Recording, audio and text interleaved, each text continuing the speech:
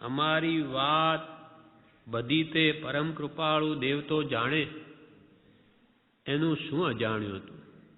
પરમ કૃપાળુ દેવના જ્ઞાનથી કાંઈ જાણ્યું નથી, એટલે પ્રભુશ્રીના અંતરમાં શું છે એ પણ કૃપાળદેવ જાણે છે. તેથી એક વખત કીડી આમ જતી હતી, તેને હળવે રહીને હાથ ઉપર ચઢાવી આમ એક બાજુ જાળવીને મૂકી.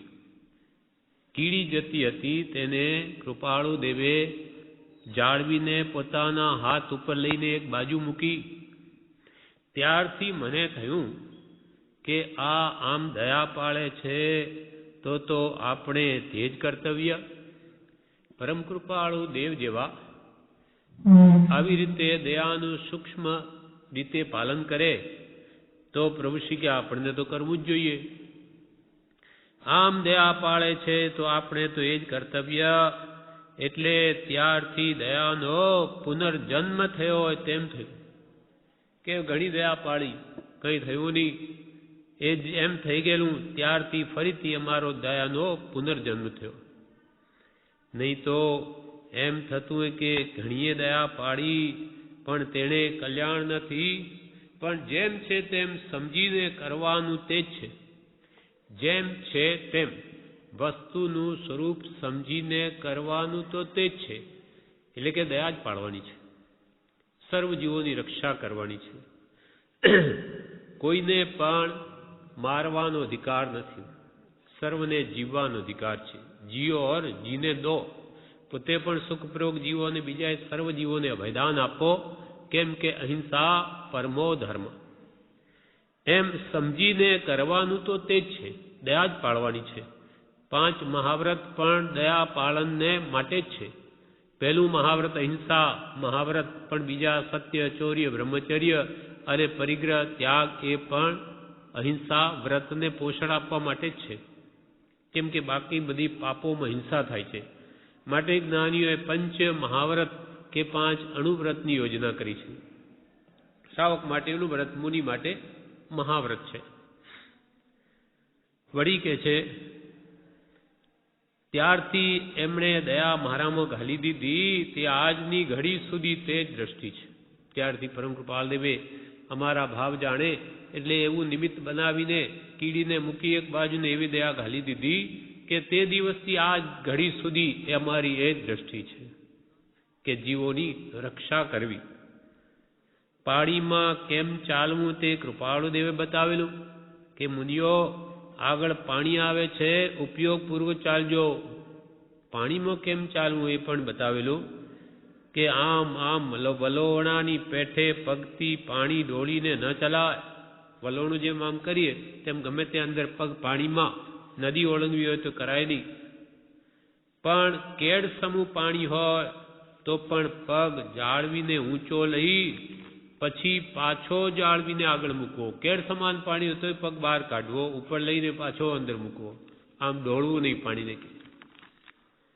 પાણી ઢોળાય નહીં અને અપકાયના જીવો ડૂબાય નહીં, તેમ ચાલતા પણ તેમણે શીખ્યું હતું. એટલે પાણી નદી ઉતરતા પણ કેમ જીવોની રક્ષા કરવી તે પણ કૃપાલદેવે પ્રભુશ્રી કે એમને શીખવ્યું હતું. નદી ઉતરવાની હોય ત્યારે સંથારો કરે કે જો તે દરમિયાન મગર કે એવું કોઈ ઢસડી જાય તો જાવ જીવ ચોવ્યા. નદી ઉતરે એના પહેલા પચખાન લે કે અમને કદાચ કોઈ એવું જળચર જીવ પ્રાણી કે મગરમાં જેવો ઢસડી જાય પકડીને તો યાવત જીવન પચખાણ.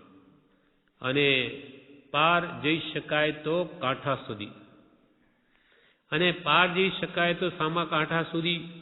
આમ કરીને પ્રતિક્રમણું ખમાસનું કરીને નદી ઉતરતા ઉતરીને પાણી નીતરી જતા સુધી ઊભું રહેવું જોઈએ. ચાલી ન શકે ત્યાંથી, કેમ કે નીચોવાય નહીં કપડું મુનિથી. અપકાયના જીવો દુભાય, પાણી જળકાયના. કપડું નીચોવાય તો નહીં. લીલોતરી સમારતી મોડતી વખતે જ્ઞાનીને કેટલી દયા વર્તે છે તે જ જાણે છે. આપણે લીલોતરી મોડીએ કે સમારીએ એ જીવો કપાય છે, એકેન્દ્રીના જીવો છે, વનસ્પતિ કાયના. જ્ઞાનીને તેના પ્રત્યે શ્રદ્ધા પૂર્ણ વિશ્વાસ હોવાથી પ્રભુ કે લીલોતરી સમારતી કે મોળતી વખતે જ્ઞાનીને કેટલી દયા વર્તે છે તે જ જાણે છે. મુમુક્ષુ કહે કાવીઠે મચ્છરમાં બેસતા પણ ઉડાડતા નહીં કૃપાળદેવ. પોતે બેસતા એમના પર મચ્છર બેઠશે તો ઉડાડે નહીં. ચાર એટલે લીલા ઘાસના ભારા પર એક જણ બેઠેલો, તેણે કૃપાલદેવે કહેલું કે નીચે બેસો તો ભાઈ જીવ દબાય છે. લીલા ભારા ખેડૂતો લઈને આવે, પટેલ એના પર બેઠેલા કોઈ, ત્યારે કૃપાલદેવ કે નીચે બેસો ભાઈ, આ જીવો દબાય છે આમાં. કેમ કે એમની દ્રષ્ટિ તો સૂક્ષ્મ છે. જળકાય થળકાય પૃથ્વી વાણી વાયુ વનસ્પતિ બધામાં જીવ જુએ છે, માટે એની કેમ બચાવ રક્ષા થાય એમ કરે. મુનિ મોહનલાલજી કહે એ પુરુષે એટલે પરમ કૃપાળુ દેવે તો ઠેઠ મોક્ષનો માર્ગ બતાવી દીધો છે. માત્ર આપણી કચાશ છે પણ કૃપાળુ દેવે તો દ્રવ્યાન યોગ, ચરણાન યોગ, કર્ણાન યોગ, ધર્મ કથાન યોગ એટલે પ્રયોજનભૂત તત્વ બધું બતાવી દીધું છે. હવે ખામી માત્ર આપણી છે, તે પ્રમાણે વર્તવાની. અમે દેહધારી છીએ કે કેમ તે સંભાળીએ ત્યારે માંડ જાણીએ છીએ. એવી જેની દશા હોય તેની શી વાત કરવી.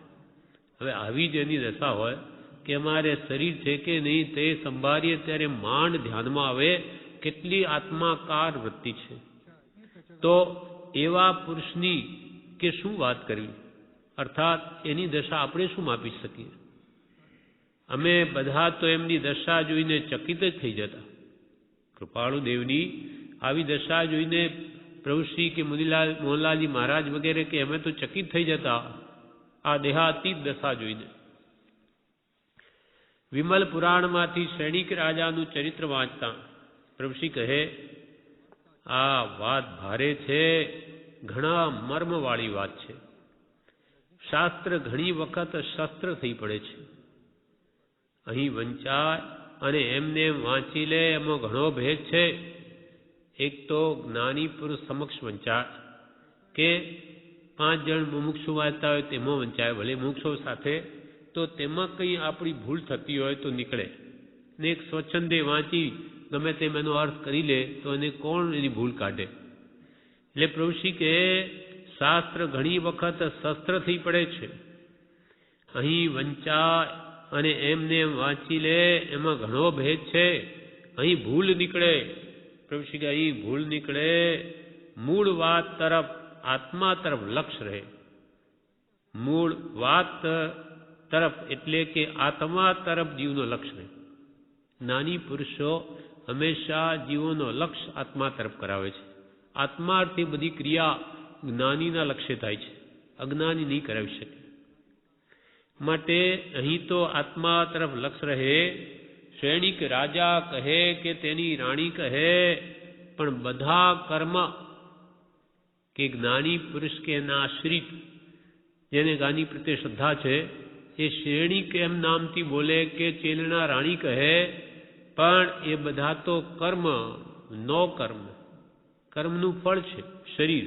પછી સ્ત્રી રૂપે હોય કે પુરુષ રૂપે હોય, સપ્ત ધાતુ તો એક જ છે બધામાં, પણ છે બધા કર્મોના ફળ એમ માને.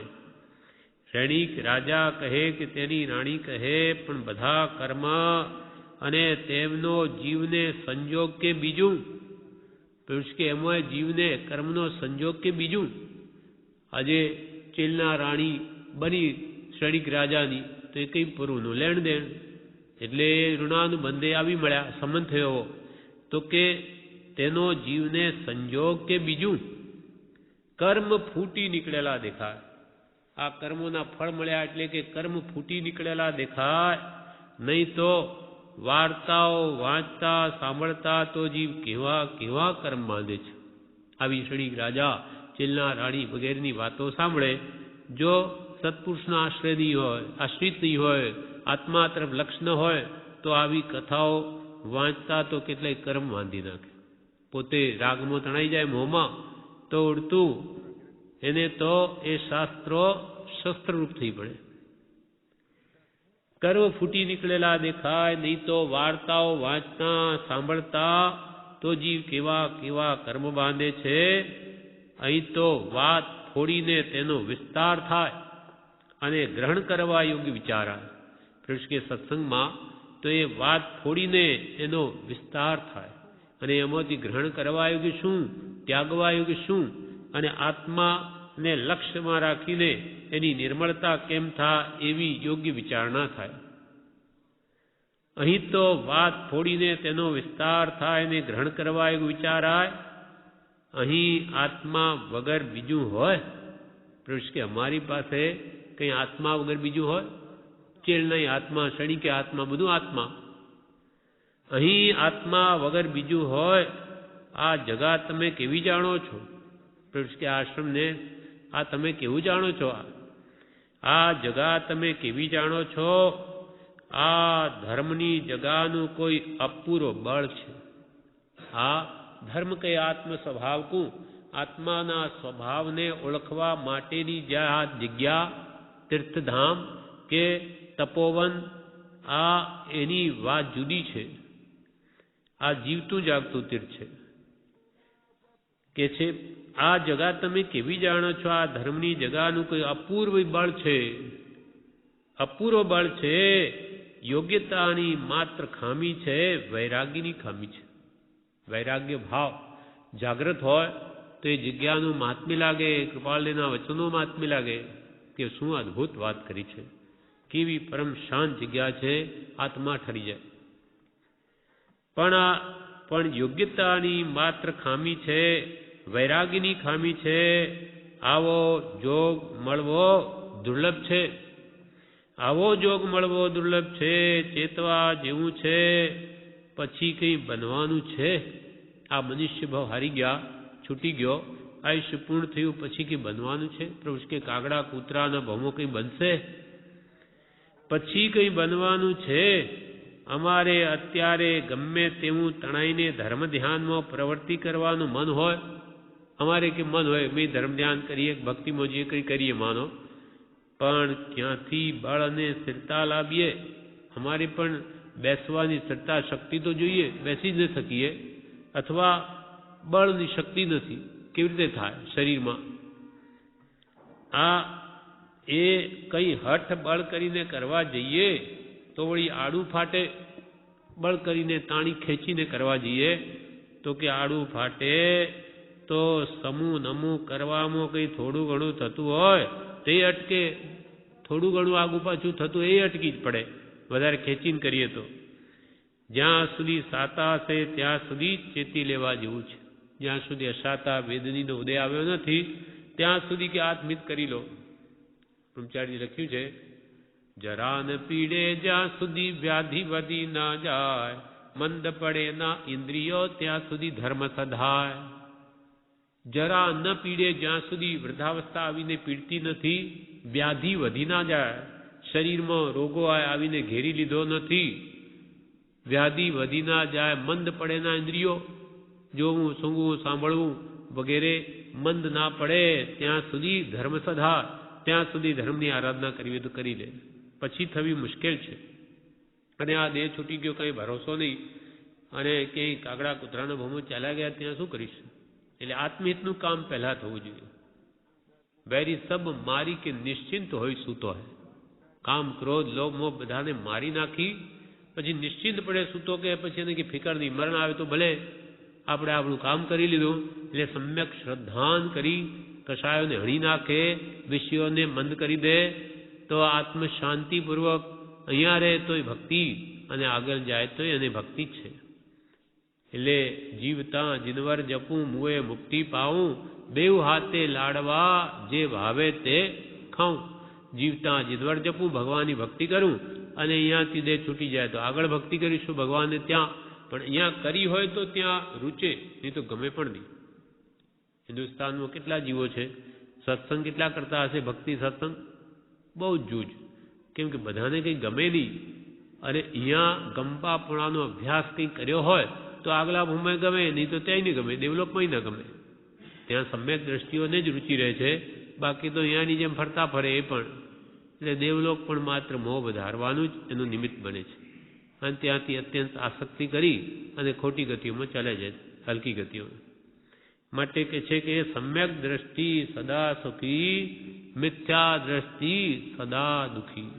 મિથ્યા દ્રષ્ટિ સ્વર્ગમાં જાય તોય દુઃખી છે ઈચ્છાઓને લઈને, અને નરકમાં તો દુઃખી છે જ. સમ્યક દ્રષ્ટિ નરકમાં કે છે સુખી છે. એટલે દ્રષ્ટિ માત્ર દ્રષ્ટિ કી ભૂલ है, ભૂલ ગए ગતે है. દ્રષ્ટિ ફરી જાય એટલે કે સમજણ ફરી જાય તો બધું ફરી ગયું. દેહમાં આત્મબુદ્ધિ ટળી જાય તો બધું ટળી ગયું. પ્રભુશ્રી કહે આ અવસર ચૂકવા જેવું નથી, ચેતી લેવાની જરૂર છે. એકના એક ખેતરમાં જેવો પાક કરવો હોય તેવો થાય. ખેતર એકનું એક જેવો પાક કરવો હોય તેવો થાય.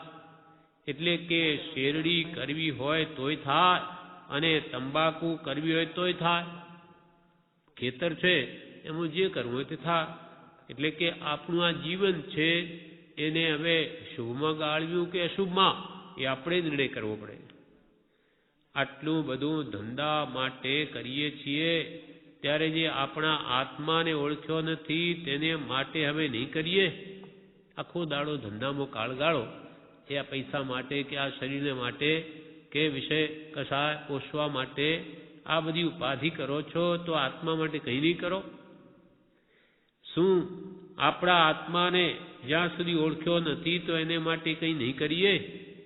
તંબાકુ માટે જમીન કેવી ચોખ્ખી કરવી પડે છે અને કેટલી બધી મહેનત લેવી પડે છે, તો ધર્મની પ્રાપ્તિ માટે પુરુષાર્થ ન કરવો જોઈએ? એક પેટ ભરવા માટે કે મોટા અહીં મનાવા કેટલી બધી મહેનત કરે ત્યારે તેની પ્રાપ્તિ થાય તો કે છે આ તો બધું દેહ માટે, આ ભવમાં પૂરતું, હવે આગલા ભવ માટે કે આત્મા માટે શું કર્યું? તો પુરુષ કે આત્મા ધર્મની પ્રાપ્તિ માટે પુરુષાર્થ ન કરવો જોઈએ. જો મરણ ન હોત તો ઠીક, કંઈ વાંધો નહીં, મૃત્યુ છે નહીં, આગળ કંઈ થવાનું નથી, તો પુરુષ કે સમજ્યા જે કરવું કરો. જો મરણ ન હોત તો ઠીક, પણ ઘડીકમાં ફૂટી જાય એવા પરપોટા કે શીશી જેવું શરીર છે, ઘડીકમાં ફટ ની શીશી કેમ ફૂટી જાય તેમાં શરીર છૂટી જશે. ત્યાં સુધીમાં ઝબકે મોતી પરોવી લે, ત્યાં સુધીમાં વીજળીનો ઝબકારો થાય તો મોતી અંધારું હોય, પરોવી લે તો પરોવી ગયું, નહીં તો રહી જાય. એમ આ શરીર છે જે પરપોટા કે શીશી જેવું ફૂટતા વાર નહીં લાગે, એમાં જો આત્મિત કરી લીધું તો થઈ ગયું, નહીં તો રહી ગયું, પછી બીજા ભાવોમાં નહીં થાય. ત્યાં સુધી ઘડીકમાં આ શરીર શીશી ફૂટી જાય તેવું છે, ત્યાં સુધીમાં ઝબકે મોતી પરોવી લે, તેમ આત્મિત સાધી લેવાની જરૂર છે. તારીખ 22/2/1926 પરમાત્મા પ્રકાશ ગ્રંથ વંચાતા. આ 4 બાબત ઉપર વિજય મેળવો દુષ્કર કે દુર્લભ છે. પરમાત્મા પ્રકાશમાં 4 બાબત જીતવી દુર્લભ છે એ વાત તો બતાવી છે. તેમાં પહેલી જીવા, જીભ. સર્વ ઇન્દ્રિયોમાં પ્રધાન ઇન્દ્રિય જીવા, તે જીતાતા બધી ઇન્દ્રિયો જીતાય છે. ખાવાનું ના આપ્યું હોય, ઢીલો ઢસ થઈને પડ્યો રે, કાંઈ જોવું સૂવું સાંભળવું કંઈ ગમે નહીં, પેટમાં પડ્યું ન હોય તો. એમ જીવા એટલે સર્વ ઇન્દ્રિયોમાં પ્રધાન ઇન્દ્રિય જીવા, તે જીતાતા બધી ઇન્દ્રિયો જીતાય છે. પછી 8 પ્રકારના કર્મમાં મોહનીય કર્મ જીતાતા બધા કર્મો જીતાય છે. બીજો મોહ, 8 પ્રકારના કર્મમાં મુખ્ય મોહનીય, તે જીતાતા બધા કર્મ જીતાય છે. મોહનીય એટલે કૃપાલ કે હણે આ કર્મ મોહની ભેદ બે દર્શન ચારિત્ર નામ, હણે બોધ વિતરાગતા ચૂક ઉપયામ. કર્મ અનંત પ્રકારના તેમાં મુખ્ય મોહનીય હણાય તે કો પાઠ. આ કે આ મોહનીય કર્મ હણાય એવો તમને પાઠ શીખું છું. અને જો મોહ હણાઈ ગયો તો સાતે કર્મ આપોઆપ નાશ પામી જશે. એને લઈને બધા રહ્યા છે. મોહ રાજા જેવો છે, જેમ રાજાને જીતતા એનું સૈનિક બળ બધું જીતાઈ જાય, તેમ મોહને જીત્યો એનું બધું જીતાઈ ગયું. એટલે મોહ 8 પ્રકારના કર્મમાં મુખ્ય મોહનીય, તે જીતાતા બધા કર્મ જીતાય છે. ત્રીજું બ્રહ્મચર્ય. 5 મહાવ્રતોમાં મુખ્ય બ્રહ્મચર્ય, તેમાં અપવાદ નથી. એટલે 5 મહાવ્રતમાં દુર્લભ તે બ્રહ્મચર્ય વ્રત છે. આમાં કોઈ અપવાદ નથી, કોઈ પ્રકારની છૂટ નથી. બીજા મહાવ્રતોમાં છૂટ આપી પણ એમાં નહીં. એક વિષયને જીતતા જીત્યો સૌ સંસાર, દ્રુપતિ જીતતા જીતીએ દલપુર ને અધિકાર. પાત્ર વિના વસ્તુ ન રહે, પાત્રે આત્મિક જ્ઞાન, પાત્ર થવા સેવો સદા બ્રહ્મચર્ય મતિમાન. એક વિષયને જીતતા જીત્યો સૌ સંસાર. એક 5 ઇન્દ્રિયોમાંની એક ઉપસ્થ ઇન્દ્રિય જીતે એટલે કે બ્રહ્મચર્ય ઉપર જય મેળવે તો બધી ઇન્દ્રિયો આપોઆપ જીતાઈ જાય. એક વિષય ને જીતતા જીત્યો સૌ સંસાર. જેમ કે દ્રુપતિ એટલે રાજાને જીતતા જીતીએ દલ પુર ને અધિકાર. રાજા જીતાઈ ગયો તો દલ, સૈનિક દલ, પુર એટલે એનું નગર, અને બધો જ એનો અધિકાર, સત્તા બધું જીતાઈ ગયું રાજાને જીતતા. દ્રુપતિ એટલે રાજા ને જીતતા જીતીએ દલપુર ને અધિકાર. એટલે જે બ્રહ્મચર્ય ઉપર જેને જય મેળવી લીધો તેને બધી ઇન્દ્રિયો જીતાઈ ગઈ. બધું જીતવું બસ સહેલું થાય છે. પાત્ર વિના વસ્તુ ન રહે, પાત્ર વગર કોઈ વસ્તુ રહી શકતી નથી. પાત્રે આત્મિક જ્ઞાન, પાત્ર એટલે યોગ્ય જીવમાં જ આત્મિક જ્ઞાન રહે છે. પાત્રે આત્મિક જ્ઞાન, પાત્ર થવા સેવો સદા, એટલે યોગ્ય થવા માટે હંમેશા સેવો શું? બ્રહ્મચર્ય મતિમાન. હે મતિમાન એટલે હે બુદ્ધિમાન જીવો, તમારે આત્મજ્ઞાનની પાત્રતા મેળવવી હોય, યોગ્યતા કેળવવી હોય તો તમે બ્રહ્મચર્યનું સદા પાલન કરો. પાત્ર થવા સેવો સદા બ્રહ્મચર્ય મતિમાં. હવે ચોથી દુર્લભ વસ્તુ તે 3 ગુપ્તિમાં મનોગુપ્તિ. મનોગુપ્તિ 3 ગુપ્તિમાં પ્રધાન મનોગુપ્તિ. મનને લઈને આ બધું આખો સંસાર ઉપજે. મોહ વિકલ્પથી, વિકલ્પ ક્યાં ઉઠે? મનમાં ઉપજે. મોહ વિકલ્પથી સમસ્ત આ સંસાર અંતર્મુખ અવલોકતા વિલય થતા નહીં વાર. મન તેને લઈને આ બધું છે. ભાવ મન આત્મા પોતે છે. દ્રવ્ય મન તો પાંખડીના આકારે એક ઇન્દ્રિય છે અંતરની, એ તો વિચારવામાં સાહેબૂત થા. મૂળ તો આત્મા જ છે ભાવ મન. એમ મનોગુપ્તિ એટલે 3 ગુપ્તિમાં પ્રધાન મનોગુપ્તિ. વચન ગુપ્તિ, કાય ગુપ્તિ અને મન ગુપ્તિ. એ મનને વશ કરવું બહુ અઘરું છે. એ અત્યંત ચંચળ છે. લાખો યોજન ચાલનાર પળમાં એવું મન છે. એક સમયમાં તો તરત વિચાર મુંબઈ પહોંચી જાય. ત્યાં જોયેલું પોતાનું ઘર હોય તેના વિચારો પડી જાય. એમ મનની ગતિ ચપળ ને ન ઝાલી શકાય એવી છે. એમ મનોગુપ્તિ 3 ગુપ્તિમાં મનોગુપ્તિ જીતવી દુર્લભ. 5 મહાવ્રતમાં બ્રહ્મચર્ય મહાવ્રત જીતવું દુર્લભ. 8 કર્મમાં મોહનીય કર્મ હણવા દુર્લભ. અને 5 ઇન્દ્રિયોમાં જીવા ઇન્દ્રિય જીતવી દુર્લભ. આ 4 શા વડે જીતા? આ 4 મનોગુપ્તિ, બ્રહ્મચર્ય, મોહ, જીવા કેવી રીતે જીતા? એમ મોહનલાલજી મુનિએ પ્રશ્ન કર્યો. નહીં, પ્રભુશ્રીએ કહ્યું આ 4 શા વડે જીતા? ત્યારે મુનિ મોહનલાલજી બોલ્યા, ઇન્દ્રિય દમન કો સ્વાદ તજ મન દમન કો ધ્યાન.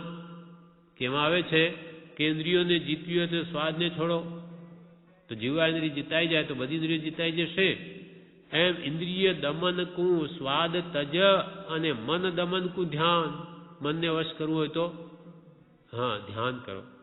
આપણે ઔષધ વિચાર ધ્યાન, સત્પુરુષના વચનમાં મનને ઉપયોગને રોકે તો એ મન ક્યાંય બીજે જાય નહીં તો કૂતરા પેલા ઢોરની જેમ વિષ્ઠામાં મોઢું ઘાલે. દાણનો ટોપલો મૂકી દીધો તો દાણ ખા, અને નહીં મૂકો અને પછી પેટ ભરવાનું તો જોઈએ એટલે જાનવરો બીજે મોઢું ઘાલે. ગમે તે વસ્તુમાં શું કરે? તેમાં મનને કંઈ ને કંઈ ખોરાક સારા વિચારનો આપી દઈએ તો બીજે નહીં જાય, નહીં તો એ તો ભટકશે જ. 3 એમ ઇન્દ્રિય દમન કો સ્વાદ તજ મન દમન કો ધ્યાન. પ્રભુશ્રી કહે જ્યાં મનમાં વિચાર આવે કે આ ઠીક લાગશે કે આમ હોય તો ઠીક, તો તેની સામા જ પડવું કે તો નહીં જ.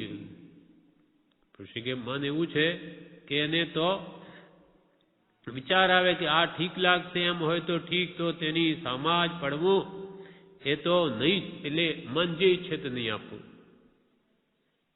તેવી રીતે મોહની વૃત્તિ ઉઠે કે કામની વૃત્તિ જાગે કે સંકલ્પ વિકલ્પ કોઈ પ્રિય વસ્તુના આવ્યા કરતા હોય ત્યાં કટાક્ષ દ્રષ્ટિ રાખવી અને તે વૃત્તિને રોકવી.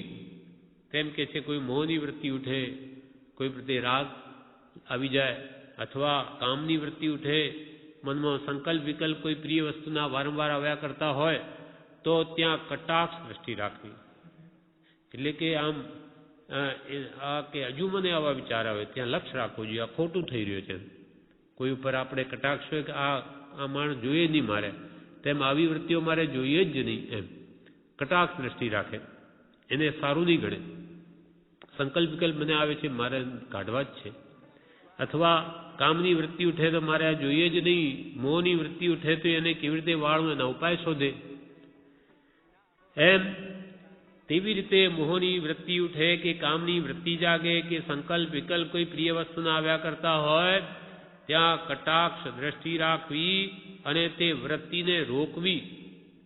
કૃપાલદેવ મુનિઓને કહેલું, મુનિઓ વૃત્તિને રોકજો, એ તો જવાની, અનાદિનો અભ્યાસ પણ તમે રોકજો એને. એટલે કે જે મન માગે તે આપવું નહીં,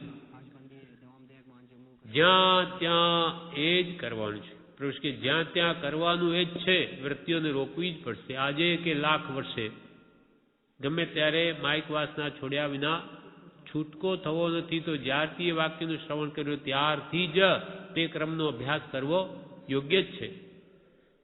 જ્યાં ત્યાં એ જ કરવાનું છે, જળ અને ચેતનનો ભેદ પાડવાનો છે. જ્યાં ત્યાં કે આ જ કરવાનું છે, જળ ને ચેતનનો ભેદ પાડવાનો છે, ભિન્ન કરવાના છે. આ પ્રમાણે આગળ જણાવે છે, જે આપણે આવતીકાલે લઈશું. પાનું 329. મુમુક્ષુ કહે, કૃષ્ણ બાલ બ્રહ્મચારી હોય તો જમના મૈયા માગ આપજો. એમ કામ કરતા લેપાય નહીં તેનું કેમ? એક મુમુક્ષુએ પ્રભુશ્રીને એવો પ્રશ્ન પૂછ્યો કે કૃષ્ણ બાલ બ્રહ્મચારી હોય તો જમના મૈયા માગ આપજો. એમ કામ કરતા લેપાય નહીં તેનું કેમ? શ્રી કૃષ્ણ મહારાજા પોતે સંસારના કામોમાં વ્યસ્ત હોવા છતાં પણ અલિપ્ત ભાવે રહેતા હતા. જેમ ભરત ચક્રવર્તી કેમ રહેતા એમ એ પણ રહેતા હતા. કરતા ભાવ નહોતો. હા, પણ ઉદયાધીન પ્રવૃત્તિ હતી. એટલે એકવાર શું બન્યું કે નદીના બીજા કાંઠે કોઈ મહાત્મા પધાર્યા. હા, દુર્વાસા ઋષિ. તો એમની રાણીઓ ત્યાં દર્શન કરવા ગઈ. એ કરીને ઘરે આવી. બીજે વખતે કે એમને ભોજન કરાવી એ માટે આહાર પાણી લઈ જવાના હતા, તેટલામાં તો વચ્ચે નદી હતી, ભરાઈ ગઈ, પૂર આવી ગયું. હવે કેવી રીતે જવું? ત્યારે શ્રી કૃષ્ણે રાણીઓ પૂછ્યું કે હવે જવું કેમ? તો કે ત્યાં એમ કહેજો નદી કિનારે જઈને કે શ્રી કૃષ્ણ બાલ બ્રહ્મચારી હોય તો જમના મૈયા માગ આપો. રાણીઓ જાણે કે કૃષ્ણ બાલ બ્રહ્મચારી, કઈ વાત સમજાય નહીં. એટલે ત્યાં જઈ મહાત્માને ભોજન કરાવી પછી પૂછ્યું કે ભગવંત, આ અમારા મહારાજાએ એમ કહ્યું ને અમે નદીને કહ્યું તો એને માગ આપ્યો, એનું કેમ સમજવું? શ્રી કૃષ્ણ બાલ બ્રહ્મચારી કહેવાય. ત્યારે મહાત્માએ કહ્યું કે શ્રી કૃષ્ણ ઘરમાં રહેતા છતાં ઘરમાં રહેવું નથી, ઘરમાં રહેવાનો ભાવ જ નથી. નિર્લેપણે ઉદાસીન એટલે અધ્ધર બેસે જેમ ઉદાસીન ભાવે જેની પ્રવૃત્તિ હોવાથી કરતા ભાવ નથી. માટે શ્રી કૃષ્ણ કરતા છતાં કરતા નથી, ખાતા છતાં ખાતા નથી, ભોગવતા છતાં ભોગવતા નથી. એટલે મહાત્મા શ્રી કૃષ્ણ આવતી 24મીમાં જે તીર્થંકર થવાના છે. એટલે ત્યાં કે કોઈ આમ અલિપ્ત ભાવે રહેતું હોય તેનું કેમ? કૃષ્ણ બાલ બ્રહ્મચારી હોય તો જમના મૈયા માગ આપજો. એમ કામ કરતા લેપાય ને તેનું કેમ? ત્યારે પ્રભુશ્રી કહે, સાધન તો જોઈશે, વરસાદ, જમીન અને બીજનો સંયોગ થાય ત્યારે બીજ ઉગી નીકળે, તેમ ત્યાગ, વૈરાગ્ય, ઉપશમ તો જોઈશે જ. પ્રભુશ્રી કહે એ એમનું બાલ બ્રહ્મચારીપણું, એ અંતરંગ આત્મ સાધનાનું બળ છે. એ કે એમને એમ આવ્યું નથી, પૂર્વની અનેક ભવની સાધનાનું આ ફળ છે. એટલે આપણે પણ કે આપણે સંસારમાં ભોગવતા રહી શકાય એમ છે, એમાં શું છે એમ કરીને એમ માની ન લેવું, પણ ત્યાગ વૈરાગ્ય તો જોઈશે જ. દ્રષ્ટાંતની વાત સમજાવી કે કંઈ પણ અનાજ ઉગાવવું હોય તો પહેલાં જમીન સાફ કરવી પડે, પછી બીજ રોપવું પડે, પાણી આપવું પડે, તો જ તે બીજ ફૂટે છે અને એમાંથી ઝાડ થાય છે. એમને એમ નહીં થાય. તેમ પ્રભુશ્રી કહે સાધન તો જોઈશે જ. સાધ્ય પ્રાપ્ત કરવું હોય, કંઈ કાર્ય કરવું હોય તો તેના કારણો તો સેવવા જ પડે. સાધન તો જોઈશે. વરસાદ, જમીન અને બીજનો સંજોગ થાય ત્યારે બીજ ઉગી નીકળે, નહીં તો નહીં નીકળે. તેમ ત્યાગ, વૈરાગ્ય, ઉપશમ તો જોઈશે જ. જો આત્માનું જ્ઞાન કરવું હોય, આત્માનું ભાન કરવું હોય, આત્મજ્ઞાન મેળવવું હોય તો ત્યાગ અને વૈરાગ્ય તો જોઈશે જ. કેવો ત્યાગ? અંતરંગ ત્યાગ. સાચો અંતરનો ત્યાગ હશે તો યથાશક્તિ અને બાહ્યમાં પણ ત્યાગ આવશે જ. પણ અંતર ત્યાગ ન હોય અને બહાર બધું છોડી દે, એથી કામ નહીં સરે. લોકો ભલે એને મહાત્મા કહે, ત્યાગી કહે, પણ અંદરમાં જો વસ્તુઓની આકાંક્ષા, ઈચ્છા, વાસના રહી ગઈ તો એનો ત્યાગ નિરર્થક છે, ઉડતું બંધાવનારો છે. એટલે નિષ્કુલાનંદે કહ્યું છે, ઉપર તજે ને અંતર ભજે, એમ ન વિસરે અર્થજી. ઉપર તો તજે અને અંતર ભજે. ઉપરથી ત્યાગી દે અને અંતરમાં મેળવવાની ઈચ્છા હોય. ઉપર તજે ને અંતર ભજે, એમ ન વિસરે અર્થજી. એમ અર્થ નહીં સરે. વણસ્યો રે વર્ણાશ્રમ થકી, અંતે કરશે અનર્થજી. ત્યાગ નાટકે રે વૈરાગ્ય વિના. એ વણસ્યો રે વર્ણાશ્રમથી, વર્ણ આશ્રમ, બ્રહ્મચર્યાશ્રમ, ગ્રસ્તાશ્રમ, વાનપ્રસ્થાશ્રમ અને સંન્યાસ આશ્રમ. એમ ગ્રસ્તાશ્રમ મૂકીને ત્યાગી થયો, પણ સાચો અંતર ત્યાગ નથી તો વણસ્યો રે વર્ણાશ્રમ થકી એનાથી ભ્રષ્ટ થશે. ન ઘરનો ને ન ઘાટનો રહેશે, ન ગ્રસ્તાશ્રમમાં ન ત્યાગીમાં. વણસ્યો રે વર્ણાશ્રમ થકી અંતે કરશે અનર્થજી. એવો જીવ અનર્થ કરશે. કેમ કે ઉપરથી મહાત્મા બતાવી ને અંતરંગ અનેક દોષોને સેવશે. એનીથી એનું આત્મહિત તો ન થાય, પણ ઉડતો દુર્ગતિનો ભાગી થાય, ઉડતો અનંત સંસાર વધારે. માટે એમ કહ્યું કે સાચો પહેલા અંતર ત્યાગ જોઈએ.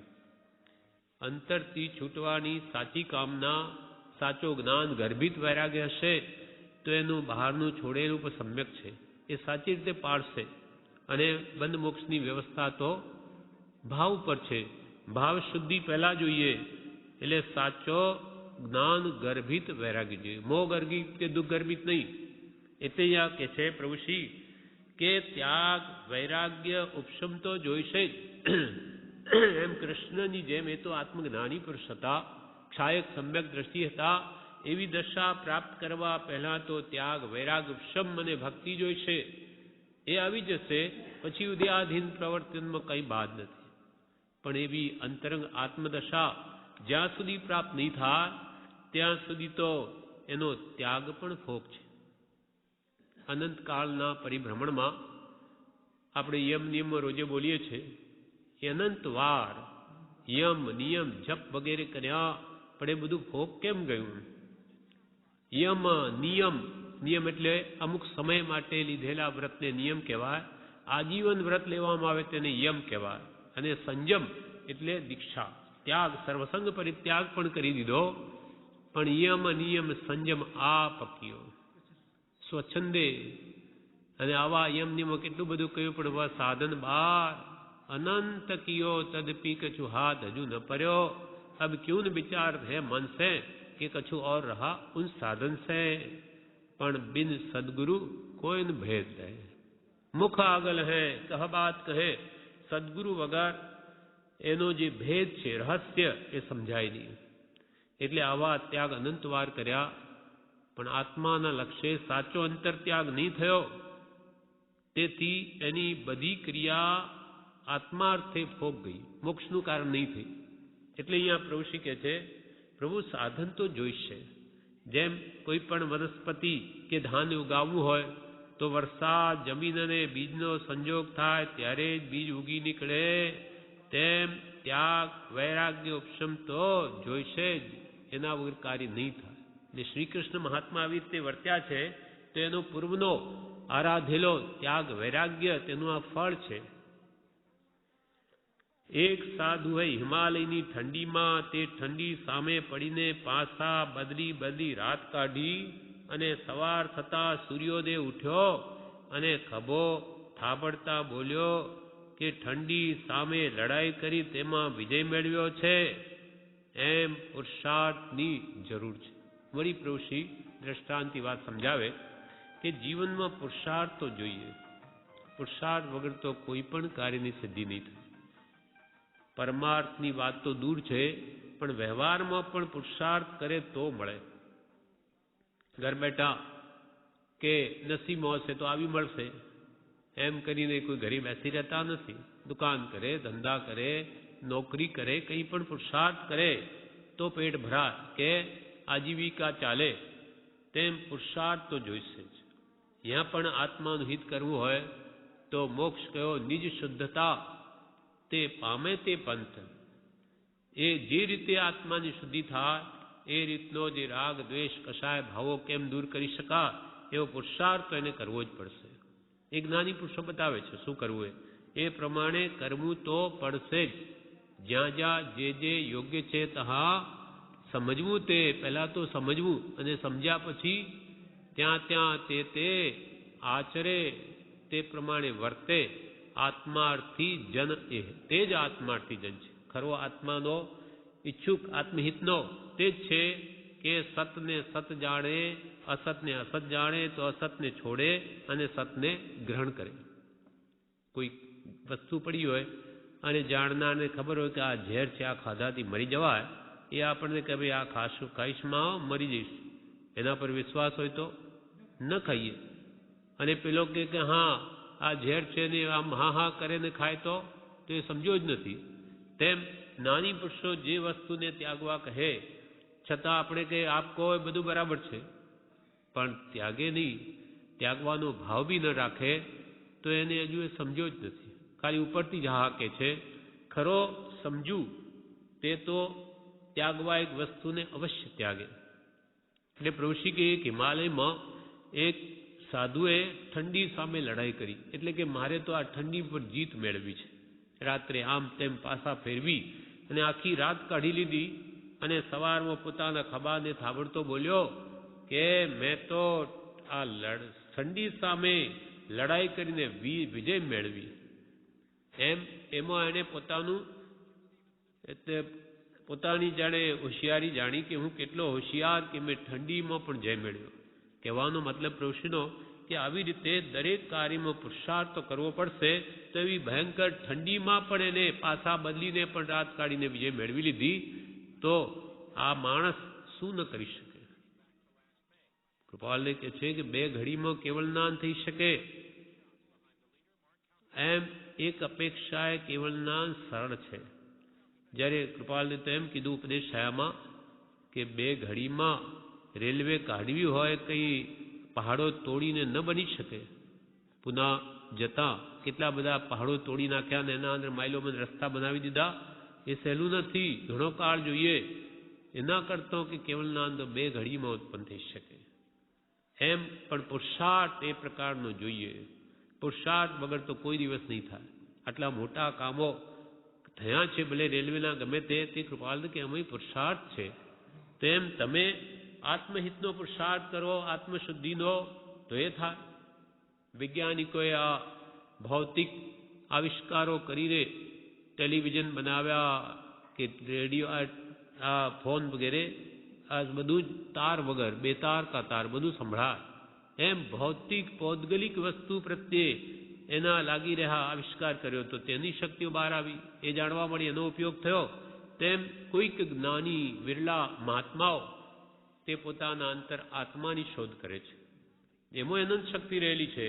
એ અનંત શક્તિને પ્રગટાવે છે કૃપાળદેવ જેવા, કે પછી એનાથી બધી જ શક્તિઓ જે ભૌતિક આપણને સુખરૂપ ભાસતી હતી એ પછી સાવ નીરસ લાગે છે, કે આ સંસારમાં દુઃખરૂપ લાગે.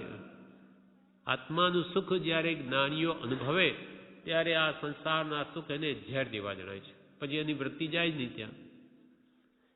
એક સાધુ હિમાલયની ઠંડીમાં તે ઠંડી સામે લડીને પાસા બદલી રાત કાઢી અને સવાર થતા સૂર્યોદય ઉઠ્યો અને ખભો થાબડતા બોલ્યો કે ઠંડી સાથે લડાઈ કરી તેમાં વિજય મેળવ્યો છે.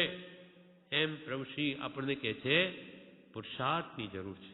પુરુષાર્થ વગર કોઈ પણ કાર્ય સિદ્ધિ નહીં થાય. આત્મસિદ્ધિની ગાથા પ્રભુશ્રી બોલ્યા, જો ઈચ્છો પરમાર્થ તો કરો સત્ય પુરુષાર્થ, ભવ સ્થિતિ આદિ નામ લઈ છે દો નહીં આત્માર્થ. જો ઈચ્છો પરમાર્થ તો, પરમાર્થ એટલે પરમ એટલે ઉત્કૃષ્ટ, અર્થ એટલે પ્રયોજન. ઉત્કૃષ્ટ પ્રયોજન આપણું શું છે? આત્માનું હિત કરવું, આત્માનું જ્ઞાન કરવું એ સૌથી ઉત્કૃષ્ટ, સર્વોત્કૃષ્ટ આપણું પ્રયોજન છે, કરવા યોગ્ય છે. આપણે પહેલા સંકિત કરવું છે, આત્મજ્ઞાન અથવા સમ્યક દર્શન મેળવું છે. એના માટેનો આપણો પ્રથમ પુરુષાર્થ હોવો જોઈએ. એમ નાની કહે છે કે જે અનંત કાળમાં પ્રાપ્તિ થઈ નથી, અનંતવાર પુરુષાર્થ કર્યા, જપ કર્યા, તપ કર્યા, દીક્ષા લીધી, છતાં પણ આત્મજ્ઞાન નહીં થયું, સમકિત નહીં થયું, માટે જ રજડે. સમકિત નવી લયો રે એ તો રૂલ્યો ચતુર ગતિ માહી.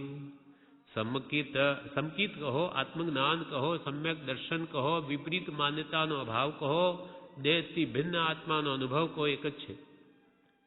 એવું નહીં થયું. સમકિત ન વિલયો રે એ તો રૂલ્યો ચતુર ગતિ માહી. ચતુર્ગતિ, ચાર ગતિઓ છે. એ સિવાય તો આપણો આત્મા મોક્ષે ગયો નથી, અને ગયો હોય તો પાછો આવે નહીં. કાં મનુષ્ય ભવમાં આપણો આત્મા હોય, કાં ઢોર પશુની યોનિમાં, કાં દેવગતિમાં, કાં નરગતિમાં. આમાં 84 લાખ જીવોની બધી આવી ગઈ. તે આપણો આત્મા ભમ્યો ચતુર્ગતિમાં, એ પણ સમકિત ન વિલયું. હજુ સુધી આપણને આપણા આત્માનું ભાન થયું નથી, માટે જ રજડીએ છીએ. સમકિત ન વિલયો રે એ તો રૂલ્યો ચતુર ગતિ માહી. ત્રસ સ્થાવર કી કરુણા કીની જીવન એક વિરાધ્યો. ત્રસ સ્થાવર કી કરુણા કીની જીવન એક વિરાધ્યો. તીન કાલ સામાયિક કરતા, તીન કાલ સામાયિક કરતા, શુદ્ધ ઉપયોગન સાધ્યો. સમકિત ન વિલયો રે એ તો રૂલ્યો ચતુર ગતિ માહી. ત્રસ સ્થાવરની કરુણા કરી છે આપણે. ત્રસ એટલે હાલતા પડતા બેન્દ્રિયથી પંચેન્દ્રિય જીવો ત્રસ કાય કહેવાય. એકેન્દ્રિયમાં પૃથ્વી, પાણી, વનસ્પતિ, વાયુ, અગ્નિ, કાયના 5 સ્થાવરના જીવો એ સ્થાવર કહેવાય, એકેન્દ્રિય જીવો. તે ત્રસ સ્થાવર કી કરુણા કીધી, ખૂબ દયા પાડી, જીવન એક વિરાધ્યો. એક પણ જીવ દુભાય નહીં એવા સર્વસંગ પરિત્યાગ દીક્ષા લઈને આપણે જીવોની રક્ષા કરી છે. પૂર્વભાવમાં આપણા આત્માએ અનંતવાર દીક્ષા પાડી છે, એમ નાની પુરુષો કહે છે. ત્રસ સ્થાવર કી કરુણા કીની જીવન એક વિરાધ્યો. તીન કાલ સામાયિક કરતા શુદ્ધ ઉપયોગ ન સાધ્યો. ત્રણેય કાળ, સવાર, બપોર, સાંજ સામાયિક લઈને બેઠા, પણ સામાયો ભગવાન મહાવીરનો ઉપદેશમાં સંભાવે સામાયિક છે. સમતા ભાવમાં આવવું, રાગ દ્વેષમાં નહીં જવું, કશાય ભાવોમાં નહીં જવું. એ સમભાવ, એ શુદ્ધ ઉપયોગ ન સાધ્યો. ત્રણેય કાળ સામાયિક કરતા શુદ્ધ ઉપયોગ ન સાધ્યો. શુદ્ધ ઉપયોગ એ સમ્યક છે. આત્માનો અનુભવ છે એ હજુ સુધી થયો જ નથી. જીવ શુભાશુભ પરિણામમાં જ રઝળે છે. એટલે શુભ કરે ફળ ભોગવે દેવાદિગતિમાં, અને અશુભ કરે નરકાદિ ફળ કર્મ રહિતન ક્યાં. આ જીવ કર્મ રહિત ક્યારે નથી.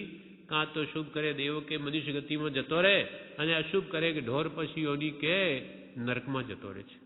આવી રીતે ચાર ગતિરૂપ ચક્રમાં અનાદિથી જીવ ભમ્યા જ કરે છે, પણ હજુ સુધી સંકિત આવ્યું નથી. અને એ પ્રભુ કે આવ્યા વગર કોઈ દિવસ કલ્યાણ ન થાય. અને એના માટે તમારે સત્ય પુરુષાર્થ તો કરવો જ પડશે. જો ઈચ્છો પરમાર્થ તો પરમ અર્થ એવો જે આત્મજ્ઞાન આત્મ પ્રયોજન જો તમે એને ઈચ્છતા હો તો સત્ય પુરુષાર્થ કરો. આખું જગત કોઈને કોઈ પુરુષાર્થ તો કરે જ છે. કોઈ ધંધા માટે, કોઈ વ્યવહાર, બરે જીવ સર્વજીવ સુખને ઈચ્છે છે. સુખને માટે જેમણે સુખ માન્યું એવા પ્રયત્નો તો પ્રત્યેક જીવ કરે, પણ એ અસત પુરુષાર્થ છે.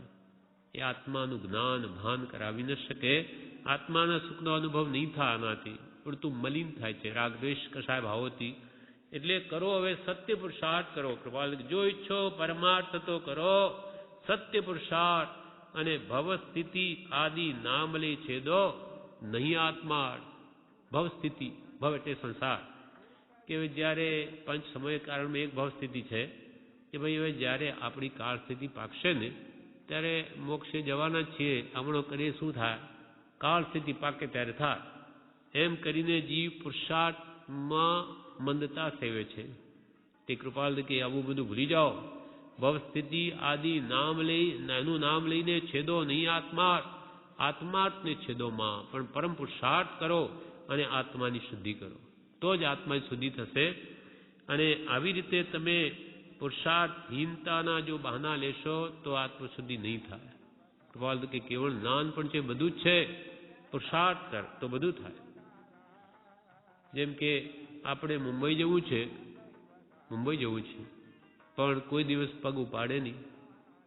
મુંબઈ ક્યાંથી અહીંયા આવવાનું છે, પોતાને જવું પડશે. પ્લેનમાં જાય વહેલો પહોંચે, ગાડીમાં જાય તો એને થોડો ટાઈમ ચાલી જાય તો મહિને 2 મહિને પણ પાર તો આવે ને, પણ એ તો પગ ઉપાડે જ નહીં. તો આપોઆપ તો મુંબઈ કેવી રીતે આવે? એટલે જ્ઞાની પુરુષો કહે છે પુરુષાર્થ તો કરવો પડશે. પુરુષાર્થ શું છે? માત્ર માન્યતા ફેરવવાની છે. અહીંયા પ્રભુશ્રી કે કંઈ ટોપલા ઉપાડવા નથી, કંઈ ખાડા ખોદવા નથી.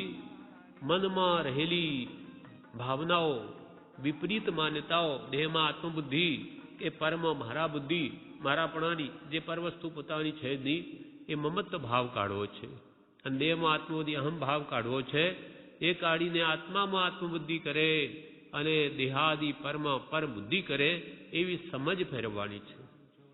સમજ સાર સંસાર મેં સમજુ ટાળે દોષ, સમજ કર જીવી ગયા અનંતા મોક્ષ. મોક્ષે ગયા સાથી ગયા સમજણથી. શું સમજણ કરવાની? તો કે તું આ શરીર હાડ માંસનું જે બનેલું છે, મળમૂત્રની ખાણ, એ તારું નથી. એને તારું નહીં માન તો થઈ રહ્યું. અને જ્ઞાન દર્શન ચારિત્રમય જાણવું દેખવું સ્થિર થવું તારા આત્માનો સ્વભાવ છે, એને તારું માન. જાણનાર જોનાર એવો હું જ આત્મા છું, દેહથી ભિન્ન છું. શરીર તો ખાણ મૂત્ર ને મળની, રોગ જરાને નિવાસનું ધામ. કાયા એવી ગણીને માન તજીને કર સાર્થકામ. આ મળમૂત્રની ખાણ એવી કાયા, એમાં રહેલો આત્મા તેને જાણી લે. એ તું છો. રાગદ્વેષ કરવો એ તારો સ્વભાવ નથી, એ જાણી લે અને એનાથી મુક્ત થઈ જા કસાયથી. તો આ દેહમાં રહ્યો તારું કામ થઈ જશે. ફરી દેહ આવા ધારણ કરવા નહીં પડે. આપણે આ જેલ છે એક જાતની. નાનીઓ એને દુઃખરૂપ માને છે, કેમ કે શરીર ધારણ કર્યું તો સવારથી સાંજ સુધી એની સેવા કરવી પડે. ઉઠતા જ એને ખવડાવો, નવડાવો, પીવડાવો, સુવડાવો, એના માટે જ આખો દાડો મથો. એટલે સિદ્ધ અવસ્થા પરમ સુખરૂપ છે. સર્વજીવ છે સિદ્ધસમ, પણ જે સમજે તે થા. સર્વ આત્માઓ સિદ્ધ સમાન છે, પણ એ સિદ્ધત્વ આત્માનું કેવી રીતે પ્રગટે પહેલા સમજવું પડે. જ્ઞાની દ્વારા જે સિદ્ધત્વને પામ્યા, કે એના માર્ગના જાણકાર છે, એના દ્વારા સમજે તો જરૂર સિદ્ધિ થાય. અને એના માટે જ આત્મસિદ્ધિ કૃપાળદેવ લખી છે કે આત્માની સિદ્ધિ એટલે પ્રાપ્તિ કેમ થાય એનો આપણને ઉપાય બતાવ્યો છે. 6 પદની શ્રદ્ધામાં સમ્યક દર્શન રહે છે. એટલે અહીંયા કહ્યું ભવસ્થિતિ આદિ નામલે છેદો નહીં આત્મા નિશ્ચય વાણી સાંભળી સાધન તજવા નોય નિશ્ચય રાખી લક્ષ્યમાં સાધન કરવા સોય શ્રી આત્મસિદ્ધિ. નિશ્ચય વાણી સાંભળી સાધન તજવાન હોય. નિશ્ચય વાણી એટલે નિશ્ચયાભાસી જીવો શું કરે કે આત્મા તો કોઈ દિવસ ખાતોય નથી પીતોય નથી, આત્મા તો અસંગ છે, એને કર્મ વળગે નહીં કોઈ દિવસ, એ તો શુદ્ધ બુદ્ધ ચેતન ઘન છે, એમ કરીને માત્ર વાતો આત્માના શુદ્ધ સ્વભાવની કરી અને વ્યવહારને મૂકી દે છે, ઉડાડી દે છે. એટલે કે આ વૈરાગ ઉપશમ સેવે જ નહીં. એ લોકોની આસક્તિઓ ખાવા પીવા કે પાંચના વિષયોની જતી નથી અને માત્ર વાતોથી આત્મજ્ઞાન પણ થતું નથી. એટલે કે છે કે નિશ્ચય વાણી સાંભળીને સાધન તજવાન હોય. ઉપદેશામૃત 5:329 પ્રભુશ્રી કહે અથવા નિશ્ચય નય ગ્રહે માત્ર શબ્દની માય લોપે સદવ્યવહારને સાધન રહિત થાય. આત્મસિદ્ધિની ગાથા પ્રભુશ્રી કહી કે અથવા નિશ્ચય નય ગ્રહે માત્ર શબ્દની માય, નિશ્ચય નયને વ્યવહાર નહીં. બે કૃપાળદેવ કહ્યું છે. એટલે આત્મસિદ્ધિમાં કહ્યું નય નિશ્ચય એકાંતથી આમાં નથી કહેલ, એકાંતે વ્યવહાર નહીં બંને સાથ રહે. એકાંતે નિશ્ચય નયથી પણ કામ નહીં થાય અને એકાંતે વ્યવહારથી પણ નહીં થાય. નિશ્ચય ને શું ને વ્યવહાર ને શું? નિશ્ચયને વસ્તુનું વાસ્તવિક સ્વરૂપ બતાવે છે. જેમ કે આત્મા છે તે દેહથી ભિન્ન છે, જુદો છે, એ કોઈ કાળે દેહ સાથે ભળી શકે જ નહીં. જડ ચેતનનો ભિન્ન છે, કેવળ પ્રગટ સ્વભાવ એકપણું પામે ને ત્રણેય કાળ દ્વય ભાવ. દ્વય ભાવ ચેતન ભાવ ને જડ ભાવ એ કોઈ કાળે પોતાનો સ્વભાવ મૂકીને એક નહીં થાય. નિશ્ચય ને બંને જુદા છે, એ ત્રણેય કાળ જુદા જ રહે. ભલે આપણને એકમેક ભાષે પણ ચેતન અને આત્મા ભિન્ન છે. જ્યારે ચેતન આત્મા દેહમાંથી ચાલ્યો જાય ત્યારે ચોખ્ખો આપણને ખ્યાલ આવે કે કંઈક ભિન્ન વસ્તુ આ દેહમાંથી નીકળી ગઈ કે જે ચેતન રૂપે હતી, જેને લઈને ચાલતું હતું, હાથ પગ વગેરે બધું, એ હવે બધું બંધ થઈ ગયું. એટલે નિશ્ચયને વસ્તુના મૂળ સ્વરૂપને સમજાવે છે. અને વ્યવહારને શું? જેમ કે વ્યવહારનેથી આ દેહને જ આપણું સ્વરૂપ કહીએ છીએ. તું કોણ? તો કે હું દેહ. એ તો વ્યવહારથી છે એમ કહેવાય, પણ ખરી રીતે દેહ તે પોતાનું સ્વરૂપ નથી. પોતે તો નિશ્ચયને સહજાત્મ સ્વરૂપ છે, આત્મા છે. એટલે માત્ર નિશ્ચયની વાતો ગ્રહણ કરી શબ્દની માન, એટલે કે હું તો શુદ્ધ ચૈતન્ય સ્વરૂપ આત્મા છું, એમ માત્ર વાતો કરીએ કંઈ આત્મપ્રાપ્તિ નહીં થાય. છતાં પણ મૂળ દ્રવ્યનું ભાન હોવું જરૂરી છે. પોતાના શુદ્ધ સહજાત્મ સ્વરૂપને પામવું હોય તો પહેલાં એ નિશ્ચય પ્રધાન વ્યાખ્યા સમજાવી જોઈએ કે દેહથી હું ભિન્ન આત્મા છું, તો એ મારું સ્વરૂપ હમણાં કેમ પ્રગટ નથી? તો કે કર્મને લઈને આચ્છાદિત છે, ઢંકાયેલું છે. કારમણ વર્ગણાઓ જે રાગ દ્વેષ અજ્ઞાનને લઈને છે, એને લઈને મારું સ્વરૂપ ઢંકાયેલું છે. હવે રાગ દ્વેષ અજ્ઞાન રૂપ મેલ દૂર કરું તો મારું સ્વરૂપ જરૂર પ્રગટે. એમ પોતાના સહજાત્મ સ્વરૂપનું ભાન રાખી અને સદવ્યવહારને સેવવો, એટલે કે એના કર્મ મળ જે છે એને દૂર કરવાનો પ્રયાસ કરવો, તો જ એ આત્મશુદ્ધિ થાય. અને મૂળ દ્રવ્યનું ભાન પણ ન હોય, શ્રદ્ધા પણ ન હોય, તો શુદ્ધિ કરે પણ કોની? એટલે બે વસ્તુ આપણા ધ્યાનમાં હોવી જોઈએ. એટલે કૃપાલને કે અથવા નિશ્ચય નય ગ્રહે માત્ર શબ્દની માય, માત્ર શબ્દમાં દેહથી આત્મા ભિન્ન છે કે શુદ્ધ બુદ્ધ ચૈતન્ય ઘન છે કે અજર અમર અવિનાશી છે, એમ માત્ર કહેવાથી તેની પ્રાપ્તિ નહીં થાય. છતાં એ વાસ્તવિક સ્વરૂપ લક્ષ્યમાં રાખી અને લોપે નહીં સદવ્યવહાર. સદવ્યવહાર શું?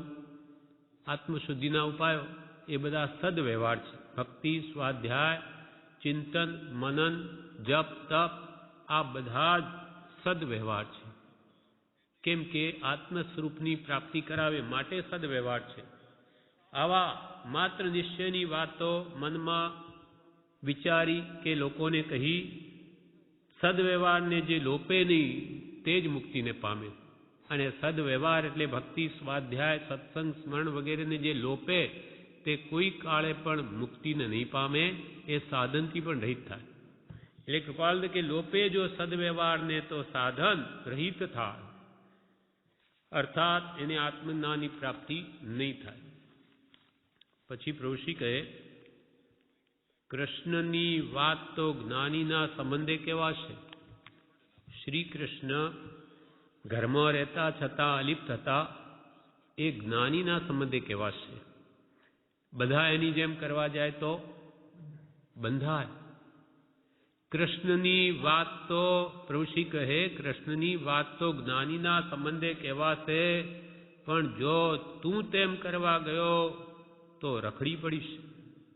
કે શ્રી કૃષ્ણ પરમાત્મા ઘરમાં જ હતા ને, બધું જ કરતા હતા, એ તો લડાઈઓ કરતા હતા, હું થોડી લડાઈ કરું છું, ઘરમાં રહેવાનું શું વાત છે? એમ એવા પુરુષનો અવલંબન લઈને જો પોતે એમ વર્તવા જશે તો માત્ર કર્મબંધ જ કરશે. સમ્યક દ્રષ્ટિ એ તો ગમે ત્યાં હોય તો પણ છૂટે જ છે. સમ્યક દ્રષ્ટિની પ્રત્યેક ક્રિયા છૂટવા માટે છે, જ્યારે મિથ્યા દ્રષ્ટિની ધર્મક્રિયા પણ પુણ્યબંધનું જ કારણ છે. એટલે સમ્યક દ્રષ્ટિ ખાતા છતાં ખાતા નથી, પીતા છતાં પીતા નથી, ભોગવતા છતાં ભોગવતા નથી. એની બધી ક્રિયા નિર્જરા માટે છે, જ્યારે અજ્ઞાનીની બધી જ ક્રિયા બંધ માટે છે. શુભ બંધ ઓકે શુભ બંધ. એટલે પ્રભુશ્રી કે કૃષ્ણની વાત તો જ્ઞાનીના સંબંધે કહેવાશે, પણ જો તું તેમ કરવા ગયો તો રખડી પડીશ. એ માર્ગ નથી, માર્ગ ત્યાગનો છે. ત્યાગ પ્રભુશ્રી એકવાર એમ બોલ્યા કે પ્રભુ ત્યાગ ત્યાગને ત્યાગ. બંદૂકનો ભડાકો થાય એટલા અવાજમાં જોરથી પ્રભુશ્રી કહ્યું ત્યાગ ત્યાગને ત્યાગ. ત્યાગ કરવો જ પડશે. ન છૂટકે ઉદ્યાધીન ન થઈ શકે એનો ખેદ રહે, બાકી રાજમાર્ગ ત્યાગનો જ છે. આ જ્ઞાન તો છે ત્યાં છે, હશે તો નથી કહેવાથી જતું રહેવાનું નથી. જ્ઞાન તો જ્ઞાનીમાં છે, એ ગમે તેમ વર્તે ચાલે, પણ અજ્ઞાનીનું નહીં ચાલે. હશે જ્ઞાન તો કોઈ કે એને જ્ઞાન નથી, તેથી એ જ્ઞાન જતું રહેવાનું નથી. અને નહીં હોય તેમ છતાં છે એમ કહેવાથી આવી જવાનું નથી. જો સમ્યક જ્ઞાન આત્મજ્ઞાન આપણામાં નહીં હોય અને આપણે પોતાને જ્ઞાની મનાવતા હોઈએ, અથવા આપણને કોઈ સમકીતી કહે, તેથી કંઈ સમ્યક દર્શન આવે નહીં. અને ખરેખર જો આત્મપ્રાપ્તિ થઈ હોય અને લોકો ભલે અજ્ઞાની કહે, તેથી તે સમ્યક દર્શન જાય નહીં. જ્ઞાન તે જ્ઞાન છે, સમકિત તે સમકિત છે, વાત તે સમકિત નથી, અને સમકિત તે વાત નથી. એ તો અનુભવનો વિષય છે. જેને આત્માનો અનુભવ થયો તે ક્યાંય જાય નહીં, ભલે કહે કે ના કહે. એટલે પ્રભુશ્રી કે એના શા માટે આવું કૃષ્ણનું વર્તન કરવું, કેવી ભાવના રાખવી? તમારી અંતરાત્મ શુદ્ધિ કરતા જાઓ. હશે જ્ઞાન તો નહીં કહેવાથી જતું રહેવાનું નથી, અને નહીં હોય છતાં છે એમ કહેવાથી આવી જવાનું નથી. પણ મહામોહનીય કર્મ બાંધે. આપણા અંદર આત્મજ્ઞાન નહીં હોય અને આપણને છે એમ જો કહીએ તો મહામોહનીય કર્મ બાંધે. મહામોહનીય કર્મના 30 ભાંગા છે. એ પોતામાં જો ગુણ ન હોય અને બહાર ગુણ બતાવવો તો એ મોહનીય કર્મના 30 ભાગામાંનો એક વિભાગ છે, જે 70 કોડાકોડી સાગરો પમનો બંધ કરાવે છે. ઉત્કૃષ્ટ બંધ. અનંતકાળ સુધી એ જીવ સત્માર્ગને પામે નહીં, અને પામે તો શ્રદ્ધા પણ થાય નહીં. માટે કોઈ દિવસ ગુણ ન હોય તો જગતને બતાવવાનો પ્રયાસ નહીં કરવો.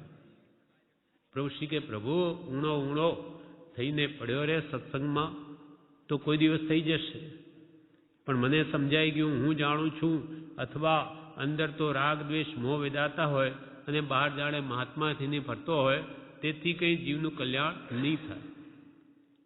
પ્રભુ શ્રી કે પ્રભુ ત્યાં તો રઘા સોનીનો કાંટો છે. પ્રભુ રાઈ રાઈને પાઈ પાઈનો હિસાબ છે. આપણા મનના કેવા ભાવ છે તેવા બંધ પડવાના. દુનિયા આપણને ગમે તેમ કહે તેથી કોઈ ફરક પડતો નથી. એ જ્ઞાની કહેવાથી જ્ઞાન આવવાનું નથી. એમ તેમ છતાં છે કહેવાથી આવી જવાનું નથી. પણ મહામોહનીય કર્મબાંધ હે જ્ઞાનીએ જાણ્યો છે તેવો આત્મા છે. પ્રભુ શ્રી એવી શ્રદ્ધા રાખો, જ્ઞાનીએ જેવો જાણ્યો હું આત્મા છું, અને ભક્તિ સ્વાધ્યાયમાં કાળગાળો અને ઊણો ઊણો થઈને રહે. હું કંઈ ન જાણું, આ માર્ગનો સામ અજાણ છું. તુભે જાણામ અહમ ન જાણામી તસ્મિચ્છામિ દુક્કડમ. હે ભગવાન, બધું આપ જાણો છો, હું તો આ બાબત કંઈ જાણતો નથી. ગમે તેવો વ્યવહારમાં હોશિયાર હોય પણ પરમાર્થ સંબંધી મને કંઈ ભાન નથી. આપ કહો તેમ કરું, બીજું મને કાંઈ ખબર નથી. એમ પ્રભુ શ્રી કે આવો થઈને પડ્યો રહેશે જ્ઞાનીના શરણે તો કોઈ દિવસ થઈ જશે, પણ માની બેઠો તો અટકી જશે. આગળ કે છે, ભૂલ હોય તે બતાવવી પડે, ભૂલ હોય તે બતાવવી પડે. ચાલતા બળદને કોઈ આર મારે? કે ભૂલ હોય તો કેવી જ પડે. બળદ સીધો ચાલતો હોય તો એને કોઈ આર ન મારે, સીધો ચાલી જ રહ્યો છે. ન ચાલતો હોય તો એ ચલાવનાર એને મારે. એમ જ્ઞાની પુરુષની આજ્ઞામાં આપણે સીધા વર્તતા હોઈએ તો કોઈ દોષ નથી, માર ખાય નહીં ચાર ગતિઓમાં. ભૂલ હોય તે બતાવવી પડે. ચાલતા બળદને કોઈ આર મારે? પ્રશ્ન વિરામ મૂક્યો છે. પછી કહે છે, ઉન્મત્તતા સ્વચ્છંદ પ્રમાદ છોડવાના છે. ઉન્મત્તતા એટલે ઉન્માદ એટલે મદ. શાનો? આમાં ગાંઠપણ કહ્યું છે બ્રહ્મચારી વિવેચનમાં. ઉન્મત્તતા એટલે મોહનું ગાંઠપણ. મોહ, પાંચ ઇન્દ્રિયના વિષય કશાયને લઈને જીવને રાગ થાય છે, મોહ થાય છે. પર પદાર્થોમાં એ ગાંઠપણ છે જીવનું. ઉન્મત્તતા સ્વચ્છંદ, સ્વચ્છંદ પોતાની મરજી પ્રમાણે વર્તવું. કેમ ચાલવું? જે માર્ગના આપણે અજાણ છીએ અને ચાલ્યા કરીએ કોઈના પૂછ્યા વગર તો શું થાય? રખડી પડે. જવું હોય અમદાવાદ અને એમાં શું પૂછવાનું? આ દેખાય છે ને રસ્તો, અને આવે કોઈ બીજું જ ગામ, અમદાવાદ નહીં આવે, એને ખબર જ નથી. તેમ જે માર્ગની આપણને ખબર નથી અને એમાં સ્વચ્છને ડાપણ કરે કે લાખ જપ કરી દઉં તો મારું કલ્યાણ થઈ જાય, અથવા ધ્યાન કરી દઉં તો મારું કલ્યાણ થઈ જાય, એમ અનેક પ્રકારની સ્વચ્છંદે ગમે એટલી જીવ ક્રિયા કરે તો પણ એ ગંતવ્ય સ્થાને નહીં પહોંચે. કેમ કે માર્ગનો અજાણ છે. માર્ગને પામેલો માર્ગને પમાડશે. માટે સ્વચ્છંદનો ત્યાગ કરવા યોગ્ય છે. એટલે આત્મસિદ્ધિમાં જ કૃપાલદેવે કહ્યું, રોકે જીવ સ્વચ્છંદ તો પામે અવશ્ય મોક્ષ. કેમ કે જે જ્ઞાની પુરુષો મોક્ષ માર્ગના જાણનાર છે એના કયા પ્રમાણે જીવ ચાલે તો અવશ્ય મોક્ષ પામે. કેમ કે એમને ખબર છે કે આપણા જીવોનો, અજ્ઞાનીઓનો મોક્ષ કેમ થઈ શકે. મોક્ષ એટલે મુક્તિ, સાથી જન્મ જરા મરણથી મુક્તિ, સર્વ દુઃખોથી મુક્તિ. એ કેવી રીતે થાય? જ્ઞાનીના લક્ષ્યમાં છે, એ માર્ગે જઈ રહ્યા છે, એમને ભાન છે. માટે એ કેમ કરવું? તો કૃપાલ કે જો તારા સ્વચ્છંદને રોકે તો તું અવશ્ય મોક્ષને પામે. અવશ્ય. કેમ કે જ્ઞાની જે બતાવે તે સમ્યક જ હોય. એ કોઈ દિવસ વિપરીત માર્ગ બતાવે નહીં. જ્ઞાનીની આજ્ઞા ભમો જવાને આડા પ્રતિબંધ રૂપ છે. એ કોઈ દિવસ એવું ન બતાવે કે જેથી વિષય કશાય વધે. એમ સ્વચ્છંદ રોકે જીવ સ્વચ્છંદો પામે અવશ્ય મોક્ષ. અને ભૂતકાળમાં પણ પામ્યા. એમ અનંત છે. જ્ઞાની પુરુષની આજ્ઞામાં વર્તીને ભૂતકાળમાં અનંત જીવો મુક્તિને પામ્યા. એમ અનંત છે. કોણે ભાક્યું? ભાક્યું જીન નિર્દોષ, અઢાર દૂષણથી રહિત એવા જીનેશ્વરે આ ભાક્યું કે તું તારું ડાપણ મૂકીને ગુરુની આજ્ઞાએ વર્તીશ તો તારો મોક્ષ અવશ્ય થશે. એમ ઉન્મત્તતા, સ્વચ્છંદ અને પ્રમાદ છોડવાના છે.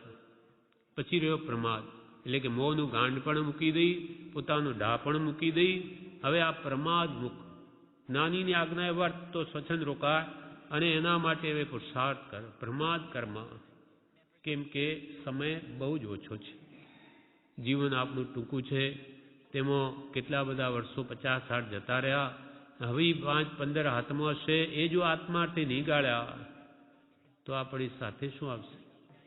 ખાલી હાથે જો આપણો આત્મા ગયો તો પરભવમાં આપણું કોણ છે?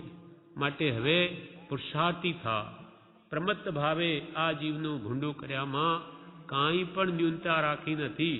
તથાપી આ જીવને નિજ હેતુનો ઉપયોગ નથી, એ જ અતિશય ખેદકારક છે. અનાદિકાલથી આ જીવ પ્રમાદથી રજડે છે. કૃપાલ કે અમે ભગવાન મહાવીરના અંતિમ શિષ્ય હતા, પણ અલ્પ પ્રમાદ કરવાથી અમારે આ 2500 વર્ષ સુધી રજડવું પડ્યું છે. એટલે પ્રમાદનું કેટલું પરિણામ! નહીં જેવો લઘુશંકા જેટલો અલ્પમાત્ર દોષથી પણ એટલું બધું રજડવું પડ્યું. માટે હે જીવો, પ્રમાદ કરોમાં પુરુષાર્થ કરો, જ્ઞાનીની આજ્ઞાએ પુરુષાર્થ કરો. તમને ખબર નથી માટે જ્ઞાની કહે એમ કરો. પ્રભુશ્રી કે ઉન્મત્તતા, સ્વચ્છંદ, પ્રમાદ છોડવાના છે. અંકુશ તો સારો. શું કહે પ્રભુશ્રી? આપણા ઉપર કોઈનો અંકુશ હોય તો એ તો સારો, બહુ સારો. નહીં તો જીવ સ્વચ્છંદે વર્તે, એને ખબર નથી, અને ઉપર કોઈ કહેનાર હોય તો સીધી રીતે ચાલે. એને ભય રહે કે હું કંઈ ખરાબ કરીશ તો હમણાં ટોકશે મને. એટલે અંકુશ, પ્રભુશ્રી કે અંકુશ તો સારો. અમે તો પણે છેલ્લા જઈ બેઠા છીએ તે બોલીએ છીએ. અમે તો કે પણે છેલ્લા જઈને બેઠા છીએ એટલે બોલીએ છીએ. એટલે પ્રભુશ્રી એકવાર એમ બોલ્યા કે સંગ મારા મા બાપ, અમારી ભૂલ કઈ હોય તો એ સંગે કહેવું. એટલે કે અમારી બી કંઈ થયું તો સંગ મારા મા બાપ છે માટે કંઈ કહેવું. એમ પોતાને ઉપર કોઈ હોય તો સારું એમ નાની પણ માને છે. એમ અંકુશ તો સારો. અમે તો પણે છેલ્લા જે બેઠા છીએ તે બોલીએ છીએ. કોઈએ લઘુ નામ આપ્યું છે તે સારું કર્યું છે. પ્રભુશ્રી કોઈએ અમારું નામ, આ તો રાજ ને અમારું નામ લઘુરાજ. પરમ કૃપાલે રાજ અને એમના શિષ્ય અનન્ય શરણ, અનન્ય શિષ્ય, એવા બીજા શિષ્ય કોઈ નથી. જેવા પ્રભુશ્રી હતા જેને રોમે રોમે કૃપાળને સિવાય બીજું નહીં, એવા પેલા રાજને આ લઘુરાજ, અમારું જે નામ કોઈએ આપ્યું છે તે સારું કર્યું છે. કોઈએ લઘુ નામ આપ્યું છે તે સારું કર્યું છે. લઘુતા જ રાખવાની જરૂર છે. માન તો આપણા બધામાં પડેલું જ છે. હવે એને હણવું હોય તો વિનય જોઈએ, નમ્રતા જોઈએ કે લઘુતા જોઈએ? લઘુતા મેરે મન માણી એ તો ગુરુ ગમ જ્ઞાન નિશાની. ગુરુની ગમ મેળવવી હોય તો લઘુતા જોઈશે. લઘુતા વગર પ્રભુતા આવે નહીં. લઘુતામાં પ્રભુતા વસે, પ્રભુતાથી પ્રભુ દૂર. હું જાણું છું, સમજું છું, એ આવે જ નહીં જ્ઞાની પાસે. એ શું મને કે મને ખબર જ છે ને, પણ હું કહીને જાણું પ્રભુ હું તો તમારો દાસ છું, શિષ્ય છું, અસાવ અજાણ છું, મૂઢ છું, નિરાશ્રિત છું, અનાથ છું. એમ એનો દાસ થઈ વિનયવાન થઈને જ્ઞાનીને શરણે આવે તો તેના જેવો થાય. કૃપાલદેવે કહ્યું આત્મા વિનયી થઈ, સરળ ભાવ, આત્મા વિનયી થઈ સરળ અને લઘુત્વ ભાવ પામી સદૈવ સત્પુરુષના ચરણ કમળ પ્રતિ રહ્યો તો જે મહાત્માને નમસ્કાર કર્યા છે તે મહાત્માની જે જાતિની રિદ્ધિ છે તે જાતિની રિદ્ધિ સંપ્રાપ્ય કરી શકાય. વિનયવાન થઈને જ્ઞાનીને શરણે રહે, એની આજ્ઞાએ વર્તે તો એ પોતે જ્ઞાની બની જાય. જે જાતિની રિદ્ધિ જ્ઞાની છે તે જાતિની રિદ્ધિ સંપ્રાપ્ત કરી શકાય. જ્ઞાની પાસે આત્મરિદ્ધિ છે. જે આત્મા અનંત લબ્ધિ, શબ્દી, સિદ્ધિ, રિદ્ધિ બધાથી ભરપૂર છે, અનંત શક્તિઓ જે આત્માઓ છે તે પોતામાં છે, પણ એ જ્ઞાની દ્વારા કેમ પ્રગટમાં લાવી એ ઉપાય બતાવી દે. વિનયવાન થઈ એની આજ્ઞા આરાધે તો એ પણ જ્ઞાની બની જાય. એટલે પ્રભુશ્રી કે લઘુ નામ અમારું આપ્યું છે તે સારું કર્યું છે. લઘુતા જ રાખવાની જરૂર છે. એનું વિપરીત છે માન કશાય. એ તો આપણામાં છે જ, હવે એને હણવા માટે લઘુતા જોઈએ. માનાદિક શત્રુ મહા, નિજ છંદે ન મરાય, પણ જાતા સદગુરુ શરણમાં અલ્પ પ્રયાસ થઈ જાય. લઘુતા જ રાખવાની જરૂર છે, પણ મનમાં માન વેદાય તો લઘુ કહો કે ગમે તે કહો, પણ કંઈ કામનું નથી. આપણા હૃદયમાં માન કશાય વેદાતો હોય, હું સમજું, હું જાણું, હું મોટો, તો ભલે ને બહારથી આમ વિનય બતાવતો હોય, એનું કંઈ અર્થ નથી. અંતરથી જોઈએ લઘુતાના ભાવો. એટલે પ્રભુશ્રી કહે, પણ મનમાં માન વેદાય તો લઘુ કહો કે ગમે તે કહો, કંઈ કામનું નથી. ઘૃતાધારમ પાત્રમ વા પાત્રાધારમ ઘૃતમ, એમ કરનાર પંડિત જેવા કે પ્રાપ્તને હાથી મારે છે કે અપ્રાપ્તને એવો વાદ કરનાર જેવા ભણેશ્રી થવાનું નથી. પ્રભુશ્રીએ એક દ્રષ્ટાંત આપ્યું. એટલે કે આવા ભણીને આવા પંડિત થવાનું નથી કે ઘીનો ઘડો ભરેલો હતો કે આ ઘી છે તે આ પાત્રને આધારે રહ્યો છે કે ઘીને આધારે આ પાત્ર છે, એમ કરીને કે આ હમણાં તો છે તે પાત્રને આધારે ઘી રહ્યું, પણ ઘીના આધારે પાત્ર રહી શકે કે નહીં, એમ કરીને ઘડો કર્યો ઊંધો, એ બધું ઘી ઢોળાઈ ગયું. તેમ આવો મૂર્ખ, આ બધા પોતાની જાતને સમજદાર માને, પણ મૂર્ખોના સરદાર છે. બીજાને એવો વિચાર આવ્યો કે વિચારણા કરે કે ભાઈ આ હાથી છે તે પ્રાપ્તને હણે કે અપ્રાપ્તને હણે. આ હાથી એના પાસે આવે એને જ મારે કે દૂર હોય એને પણ એને જ મારે, એનું શું સમજવું? એટલે હું દૂર ઊભો છું, દૂરને તો મને માર્યો નહીં, હું પાસે ગયો તો મારે કે નહીં, એમ એના પાસે ગયો કે એને તો સૂંઢમાં પકડીને પછાડી દીધો. એમ આવા પ્રભુશ્રી કે ભણીને આવા વિચાર કરવાના નથી, સમ્યક વિચાર કરવાના છે. આત્માની શુદ્ધિ થા, આત્માની ઉન્નતિ થા, આવા વિચાર કરવાના છે. પ્રભુશ્રી એક ઠેકાણે ફરી દ્રષ્ટાંત આપ્યું.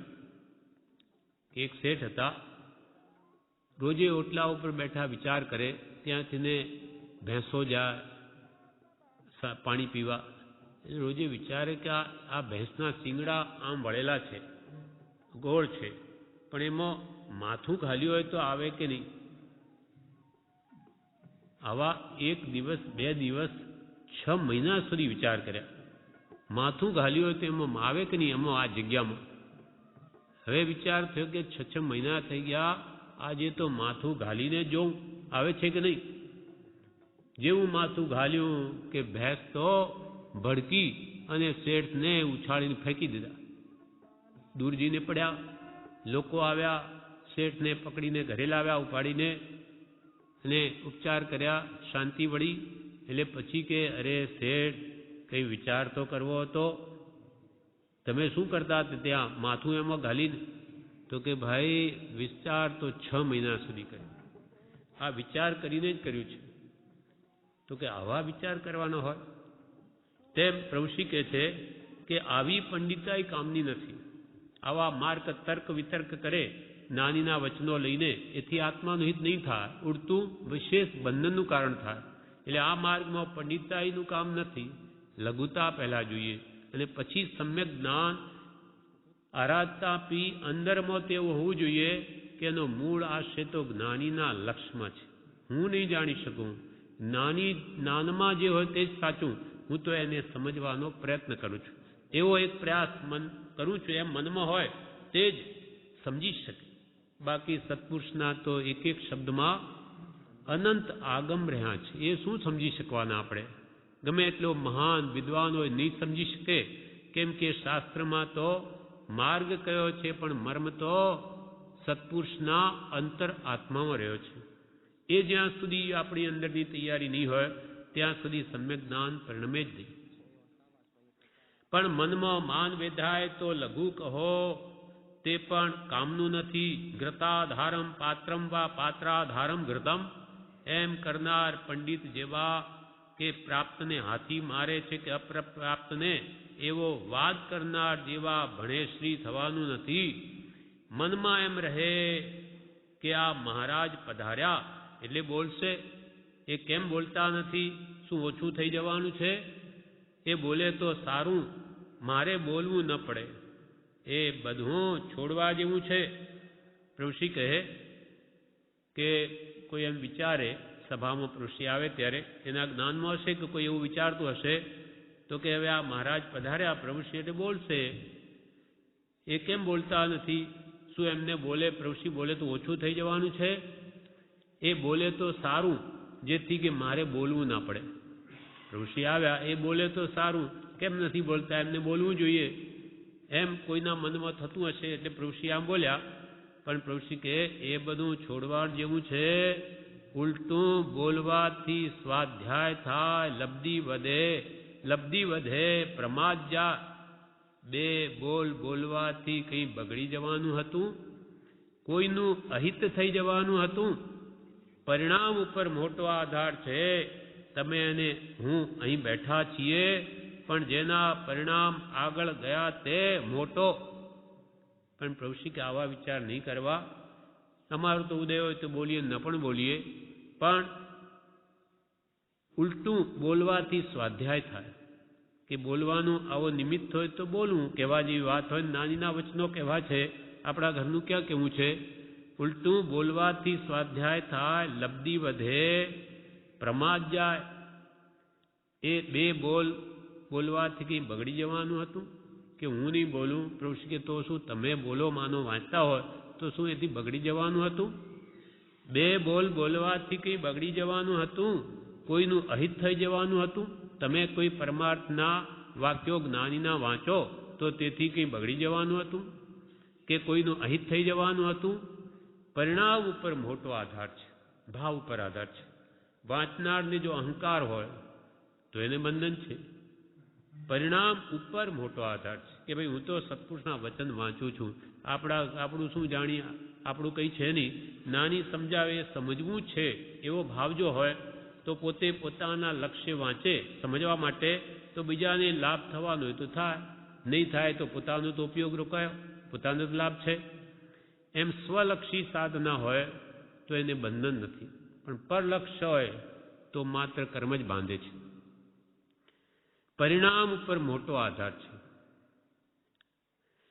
તમે અને હું અહીં બેઠા છીએ, પણ જેના પરિણામ આગળ ગયા તે મોટો. પ્રભુશ્રી કે તમે અહીંયા બેઠા ને હું અહીંયા બેઠો. હવે જેના ભાવ સમ્યક છે અને લઘુ છે, જ્ઞાની પાસેથી જાણવું છે, શ્રદ્ધવું છે, તે પ્રમાણે વર્તવું છે તો તે મોટો. જેના ભાવ સમ્યક તે મોટો. અને મોટો થઈને કોને બતાવવું છે? જ્યાં સુધી કેવળના નહીં થાય ત્યાં સુધી તો ઊણો ને ઊણો જ રહેવું પડશે. નહીં તો ચાર જ્ઞાનના ધરતા પણ નિગોદમાં જઈને પડ્યા છે. માટે કેવળના વિચારવાન જીવો તો કેવળ દશા પર્યંત મૃત્યુને નિત્ય સમીપ સમજીને જ વર્તે છે. એટલે કેવળના ન થાય ત્યાં સુધી ભય છે. નિર્ભય અવસ્થા કેવળનાની નીચ છે ત્યાં સુધી તો ભય છે. ત્યાં સુધી કંઈ માનવાનું નથી. કેમ કે બધું જ ચાલ્યું જાય છે પાછું. અને અહંકાર તો પ્રભુશ્રી કે પ્રભુ મારી નાખે એવો છે. જે કંઈ પણ પ્રાપ્તિ થઈ બધી નાશ પામી જાય. એટલે તુલસીદાસજીએ પણ કહ્યું, દયા ધર્મ કો મૂળ હૈ ને પાપ મૂળ અભિમાન, તુલસી દયાને છોડીએ જબલક ઘટ में પ્રાણ. અને શાસ્ત્ર પણ શસ્ત્રરૂપ થઈ જાય અહંકારથી. ગુરુગમ વીણ સૌ શાસ્ત્રો શસ્ત્રો અપાત્ર ને દુઃખદાયી. ગુરુગમ વીણ સૌ શાસ્ત્રો શસ્ત્રો અપાત્ર ને દુઃખદાયી. સુપાત્ર ને આધાર પરમ છે, સુપાત્ર ને આધાર પરમ છે, ગુરુવીર હે સુખદાયી. અહો હો પરમ શ્રુત ઉપકા ભવીને શ્રુત પરમ આધાર. શુદ્ધ પરમ આધાર કોને છે? યોગ્ય જીવને. બાકી માત્ર અહંકાર કરે તેને તો બંધન જ થાય. એટલે ગુરુગમ વગરના શાસ્ત્રો તે શસ્ત્રરૂપ થઈ પડે છે. માટે જ્ઞાનીને આધારે સમજવાની કોશિશ કરવી. બાકી પોતાનું ડાપણ આમાં જ્ઞાનીઓ કે કૂટવા જેવું નથી. કેમ કે આપણે માર્ગના સાવ જાણ છીએ. આ પ્રમાણે આગળ જણાવે છે, જે આપણે આવતીકાલે લઈશું.